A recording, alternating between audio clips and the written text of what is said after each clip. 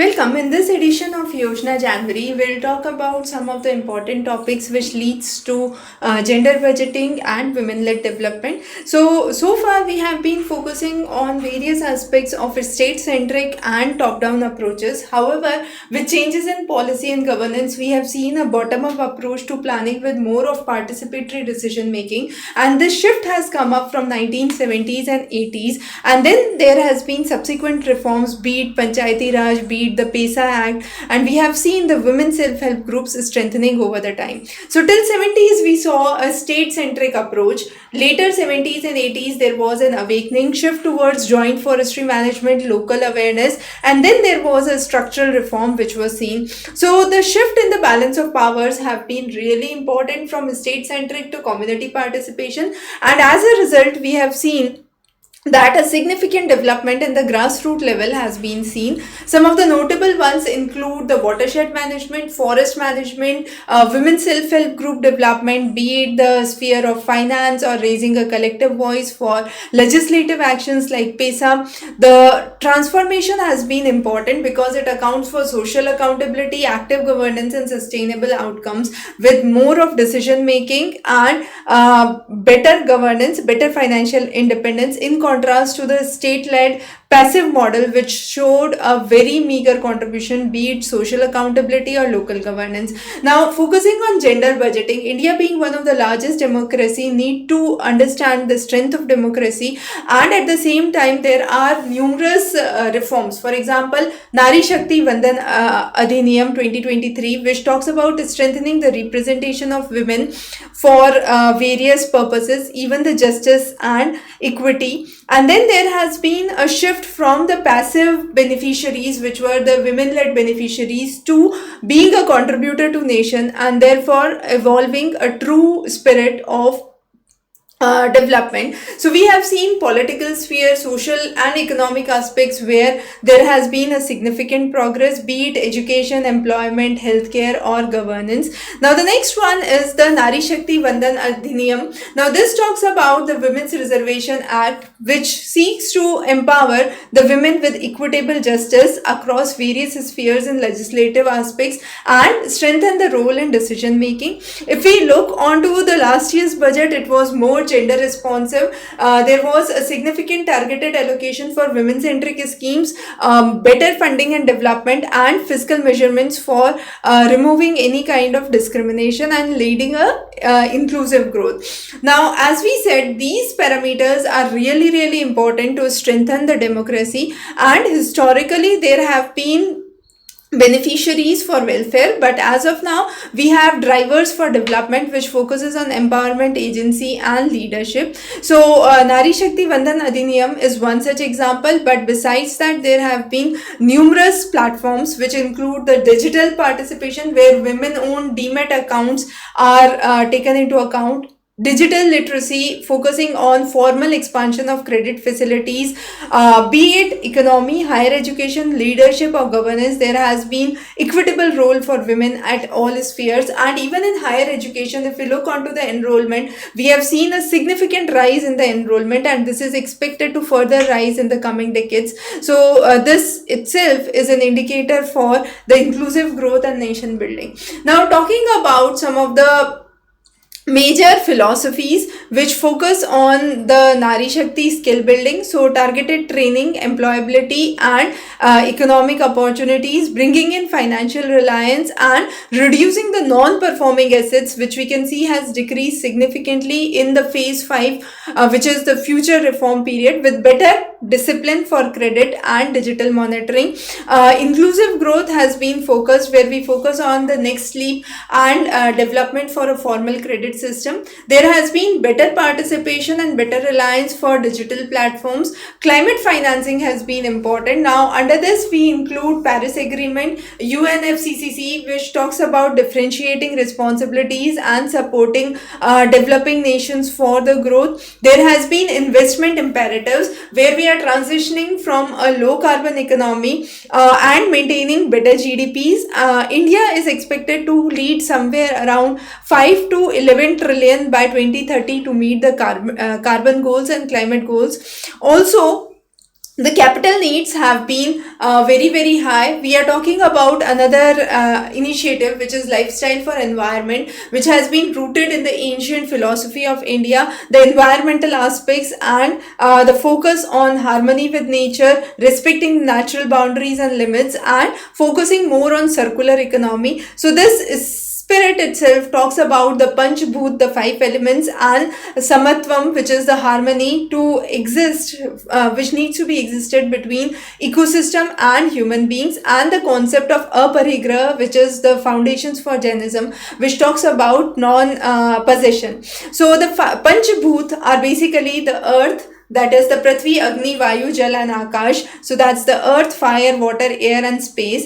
And then there has been in the life paradigm itself, there has been a transition from use and throw to circular and conscious economy, where we are aiming to reduce the carbon footprint, making individuals more ethically responsible and respecting the individual limits. So the conventional lifestyle versus the lifestyle is a very significant change, where we have increased contribution for communal harmony and mindfulness, in contrast to wasteful usage of resources and increased carbon footprint. So let's take, if we talk about the transformation cycle, we take the cooking oil from the households and the restaurants, collect it through the aggregators, process it and convert into sustainable biofuels and biodiesel. So that's one way through which we are recycling and reusing. Similarly, there are numerous bio inputs and natural farming methods which have been really important, and this has been a very great indicator of our economic health index. Now, talking about the catalyst for growth, we are focusing on digital infrastructure, government initiatives like digital startup, then the startup programs focusing on the lifestyle.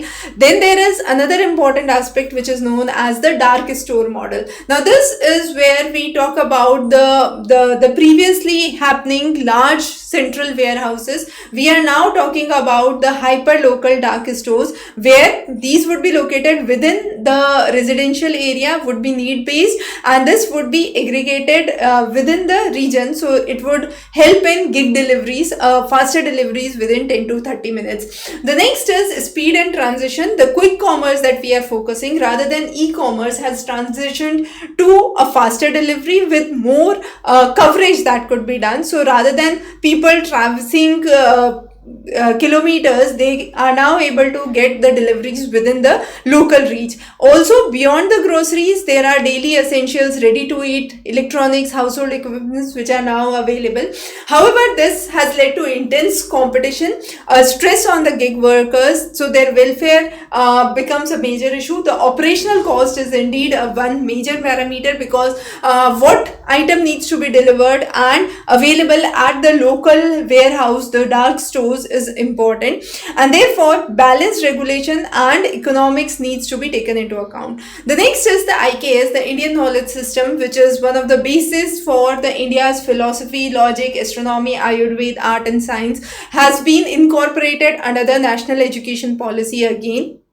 And this vision has been reinforced under the SCO Summit in South Africa, where we highlighted the commitment towards global knowledge sharing repository. So our institutions like Takshila, Nalanda, Vikramshila, Udantapuri are some of the important institutions which have their historical value. Even today, universities like Nalanda are trying to flourish the culture that existed in the ancient civilizations. Also, there has been an initiative which is known as Asmita program, which aims to preserve, modernize and disseminate, bring in the knowledge from Indian knowledge system and root in the major aspects which have been really important. So our IKS philosophy rotates around the philosophy, the ethics, the traditional sciences, the Ayurveda, mathematics, art and culture and astronomy. If we talk about the major contributions recently, we have seen critical learning, intuition, creativity, ethical values and problem solving as some of the major aspects, with the strengthening the critical thinking and problem solving. And if we look onto the sustainable future solutions, we have not just the IKS, but similar to IKS, there is African traditions, Aboriginal Australians, Marois knowledge and Native Americans knowledge, which has been revolutionizing the world under the global repository, which was part of the SCO Summit. Asmita program we already focuses on not only preserving and modernizing the IKS, but also maintaining and integrating it with the health, maintaining digital repositories for the same, bringing in ecological ethics, and focusing on microfinancing. So microfinancing is one of the major aspects when RBI has formally been recognized into a powerful financial paradigm. We are talking about the expansion of small financial banks, how digital lending platforms can be recognized. So early recognition, diversification, and bringing in a uniform era is important. This has been led with digital rail revolution, where we are focusing on Jandhan, Aadhaar, and UPI. So the JAM Trinity, that is the Jan Dhan, Aadhaar, and mobile, together can bring in digital onboarding. The regulatory guardrails are important. The 3 lakh income cap for loans which are collateral free for households, then bringing in pricing transparency and 50% of the fixed obligation to income ratio are some of the important aspects. Now balancing the efficiency with human ethics are really important. So our priority focuses on bringing in better financial literacy, bringing in self-regulation. Bodies like Swadhan, MFIN are some of the important ones which bring in minimum legal requirements. And then there are aspirational district programs and aspirational block programs which leverage the real-time data and ranking. And also there has been a strategic shift that has been seen for the establishment of Niti Aayog. We have seen cooperative federalism, evidence-based planning, and aspirational models targeting the development onto the best, and then bringing in structural reforms like GST, production-linked incentives, labor code, startup policy, bringing in a trajectory for increase in the digital volume. So UPI transactions have increased, which has also brought in the focus for financial inclusion. Direct benefit transfer as one of the schemes has been brought, and then bringing in the digital integration with the collaborative problem solving and citizen framework have been very important. Now if we talk about the developments in the field of agriculture, we have seen Dr. M.S. Swaminathan's contribution for green revolution, from the brink of the famine that India was facing to bringing India to a mode of self-sufficiency in food grains has been a very important aspect for long-term food security. Now Dr. Swaminathan was born in Kumbalkonam and has been introduced to the Bengal famine at the very young age, and therefore his ideas were very targeted towards bringing in genetics for agriculture. He qualified the Indian Police Service. However, his main focus was collaborating with Dr. Norman Borlaug, who was a Nobel laureate, and then he adopted the idea of high yielding variety, semi-trough wheat varieties to Indian conditions, and then triggering the basis for the green revolution at that time. However, there had been various phases under which green revolution had been brought. The Swaminathan Research Foundation continues to focus on equitable and sustainable development. Despite his legacy has gone, his ideas are still into practice, and it is very important that we focus on the output of the wheat that has increased over the period from the pre-revolution, which was somewhere at around 10 million trillion, to nearly 25 million trillion post-independence in 1974, which has been more than 2.5 times, which is really important. The pre-independence revolution saw the import dependence, which was highly. However, after the green revolution, we have seen an export capacity to its fullest, and this has been one of the major breakthrough components. The next was his idea of biohappiness, which talks about emphasizing the true happiness occurs only when human being actually exists in harmony with nature. So bringing in sustainability, welfare, productivity, and climate resilience were some of his initiatives that he actually focused and thrived on. So those were some of the important topics that we have discussed in this edition of Yojana. Thanks for joining in, and of course the handouts for these are available at Examre's current affairs section, so don't miss those. Wish you good luck. Have a great day ahead.